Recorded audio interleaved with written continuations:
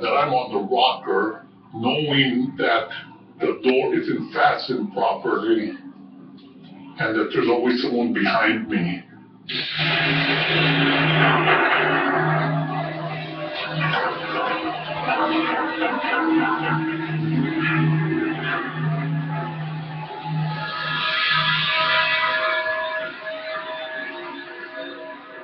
And it even scares me now, and I'm 74 years old. It's always the same dream, and I just had it, say, a week and a half ago. Did you know that you were going to be here a week ago? No.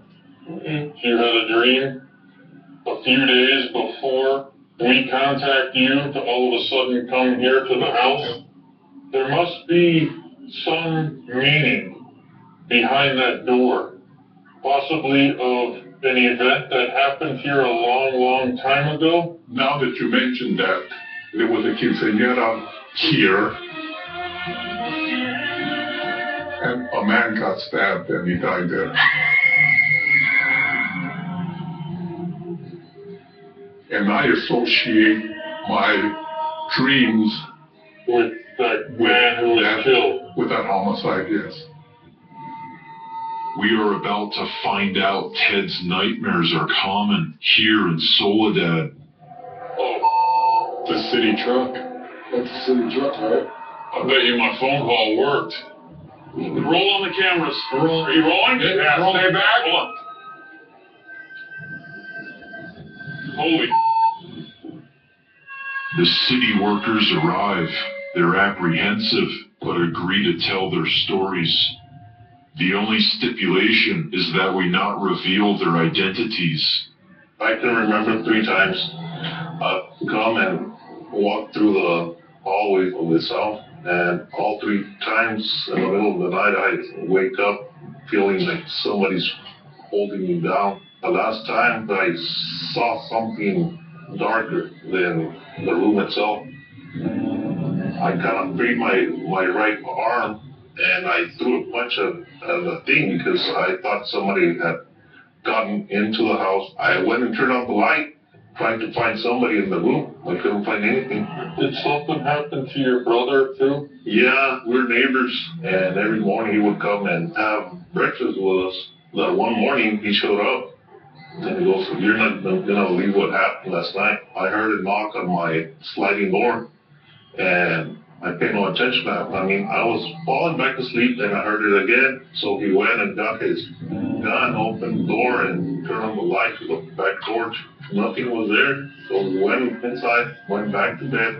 And so he goes, after that, I started feeling like something else was pushing on me. Well, that same morning, he got up, and sure enough, he goes, I had 2 perfect paw prints on his chest.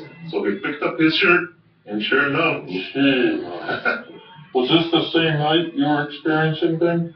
Yeah, I believe so, because I was telling the story, and that's when he started telling me his story. What happened in your dream? It had something to do with the Adobe house. What was the person doing in the dream to you? It was just like a dark shade that just kind of like came over me. All of this happened to these workers right after they left Los Coches Adobe. This is a serious situation where people are being victimized. Thanks, guys. I know that you couldn't see their faces. They wanted their identities concealed for what they've experienced. But for me to see the expressions on their faces when they were telling me their stories explains everything that's going on here.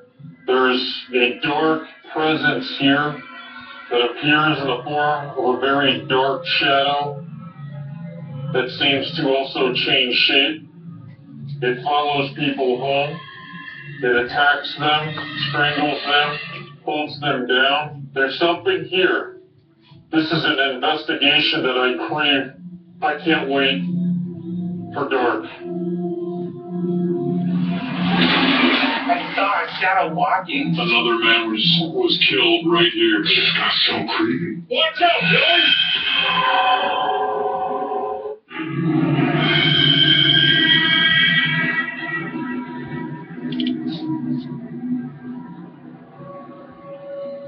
Before we investigate Los Coches Adobe tomorrow night, there's a town called Salinas that's real close to Soledad. And there's a really well-known haunted road there called Old Stage Road. I've heard about this road a lot. Now, the scary thing about the road is a lot of bodies are found there. We have arranged to meet a couple who has captured evidence here on Old Stage Road. Okay, I think this is them. They're right here. You two come here to investigate and talk to the ghosts. Yeah, and we caught some pretty remarkable stuff. So tell me about like some of the voices you guys got. It ranges from adult to little kids. Really? Yeah.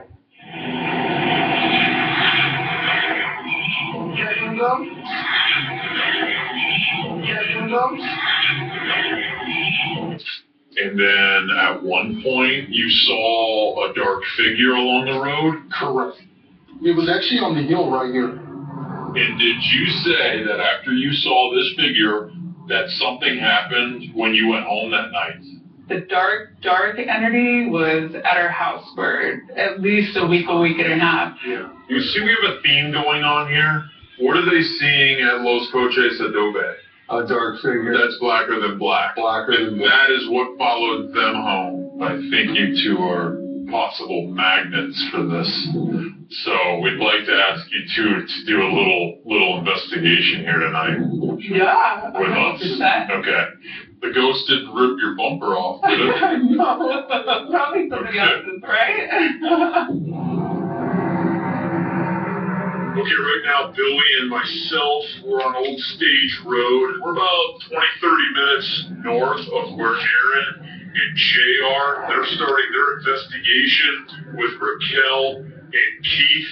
They're going to focus on audio while Billy and I, we've mounted a thermal imaging camera on top of our car, and we're going to head up in the area of Crazy Horse Canyon. This is where some recent deaths occurred, murders.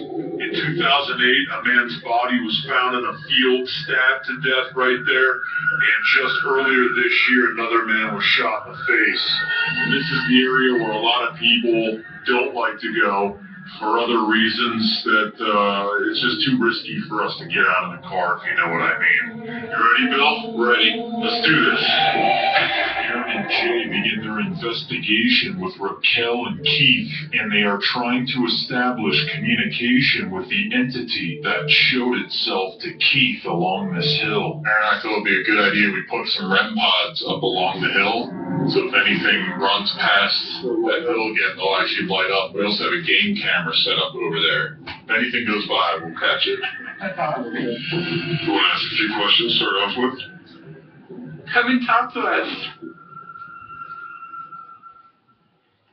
Are you glad to see us again? As Billy and I start our investigation, slowly driving down Old Stage Road, a known area for gang violence and body dumping, something other than paranormal activity gives us a frightening chill. Dude, this is eerie out here.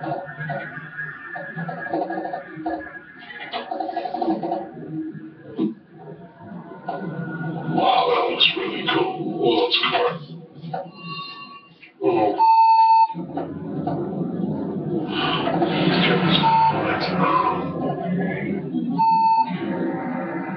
He just flashes lights off.